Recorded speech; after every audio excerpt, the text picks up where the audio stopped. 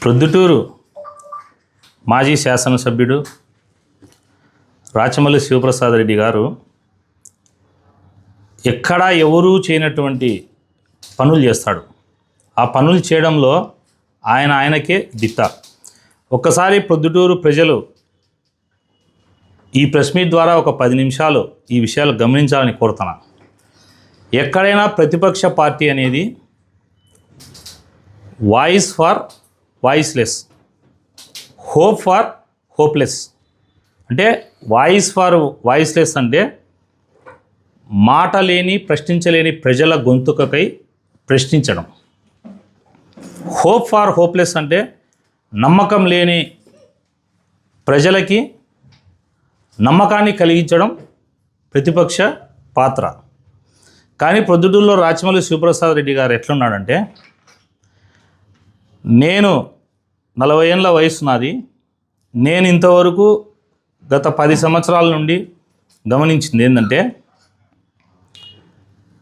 ఎవరైనా డబ్బులు లేకపోతే ఆస్తులు అమ్ముకునే వాళ్ళని చూసినాం. పిల్లల చదువులు ఫీజులు కట్టలేకపోతేనే, ఇంట్లో ఆర్థిక పరిస్థితి బాగలేకపోతే తాలిబొట్లు అమ్ముకునే వాళ్ళని చూసినాం.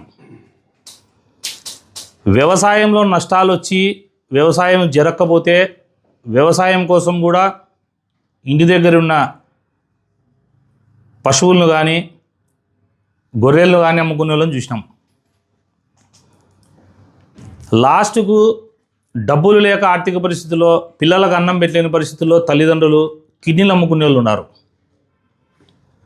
రక్తాన్ని కూడా లాస్ట్కు బతకలేక 1000కో 2000కో అమ్ముకునే వాళ్ళు ఉన్నారు. ఇంకా లాస్ట్కు కుటుంబాన్ని పోషించలేక, వాళ్ళ ఆర్థిక పరిస్థితి బాగలేక ఎంతో ఇబ్బందుల్లో ఉంటే కూడా కొందరు శరీరాన్ని కూడా అమ్ముకున్నారు. అవయవాలు అమ్ముకునే వాళ్ళు ఉన్నారు, శరీరాన్ని అమ్ముకునే వాళ్ళు ఉన్నారు. కానీ రాచమల్లు ప్రసాద్ అనే వ్యక్తి వాయిస్ ఫర్ సేల్ పెట్టినాడు. అంటే తన మాటని, తన ప్రెస్ మీట్లని లెక్కకు అమ్ముకుంటున్నాడు. ఇది ప్రొద్దుటూరు ప్రజలు గమనించాలా. దీనికి నేను క్లియర్గా ఉదాహరణ చెప్తాను. రాచమల్లు ప్రసాద్ రెడ్డి అనే వ్యక్తి ప్రొద్దుటూరులో his voice is for sale, అమ్మకానికి ఉందన్నమాట. దేనికి అమ్మకానికి ఉందంటే, ప్రెస్ మీట్లు పెట్టినా, ఆఫీసుల కాడికి పోయి ధర్నాలు చేసేది, సాయంత్రం అయ్యాలకల్లా వాళ్ళని పిలిపించుకోనో వాళ్ళు వస్తేనో పొట్లం తీసుకోవడం, ప్రెస్ మీట్లు ఎత్తేయడం. చిన్న ఉదాహరణ, మహర్షి విద్యా సంస్థల్ని నేను హైకోర్టుకు పోతాండా అని మీ అందరి మీడియా సోదరుల సమక్షంలో అందరూ ప్రొద్దుటూరు ప్రజలు వినేటట్లుగా క్లియర్ అండ్ క్లారిటీగా చెప్పినాడు. నేను పిల్లేస్తాండా, వేస్తా, ప్రవీణ్ నువ్వు పోరాడు, నీకు 1 కోటి 2 కోట్లు ఇస్తే నువ్వు సర్దుకోవాకని నాకేం మంచి సలహా ఇచ్చి పిల్లి వేస్తానా అని ప్రెస్ మీట్ పెట్టి, ఇప్పుడు పిల్లి వేయకుండా నెక్స్ట్ రోజో వంగల నారాయణ రెడ్డిని పిలిపించుకొని డబ్బులు సెటిల్ చేసుకొని దాన్ని ఊసే లేదు. ఇటువంటి నాయకుడు ఒక నాయకుడా? ఇది ఎట్లుందంటే, ప్రెస్ మీట్ పెడతానే సాయంత్రానికి పొట్లం పడితే ఆ ఇష్యూ క్లోజ్. నేను క్లియర్గా క్లారిటీగా ప్రెస్కు వచ్చి ప్రొద్దుటూరు ప్రజలకు తెలియజేవయా, డిఏడబ్ల్యూ కాలేజ్ కూడా 1000 మార్చి స్కూల్ వేస్తాననేందుకు నేను స్వాగతిస్తాను. 1000 నేను కూడా దాన్ని నిలబెట్టేదానికి నేను వేస్తాను, నేను పోరాడతా అని చెప్పి 2 రిట్లు వేయమని చెప్తే అవి మాట్లాడు. లాస్ట్కు ప్రొద్దుటూరులో Rachamallu Prasad Reddy voice for sale. ఏం 100,000 కోట్లు సంపాదించినవే, క్రికెట్, మట్కా, గ్యాంబ్లింగు, అసాంఘిక కార్యక్రమాలు, భూ కబ్జాలు, ఇష్టం వచ్చినన్ని చేసి 1000 కోట్లు సంపాదించినావు. ఇంకా నీకు డబ్బాశ సావలేదా? ఏం చేసుకుంటావు? ఇంకా కుప్పలు డబ్బు వేసుకొని ఇంట్లో ఏం చేస్తావు? డబ్బు కోసం ప్రెస్ మీట్లు, రహస్య మిత్రులతో చీకటి ఒప్పందాలు, ప్రెస్ మీట్ పెట్టడం, పొట్లం మాట్లాడుకోవడం. ఏంది ఇది రాచమల్లి ప్రసాద్ రెడ్డి గారు? మళ్ళా ఆయన ముద్దుల బామర్ది బంగారు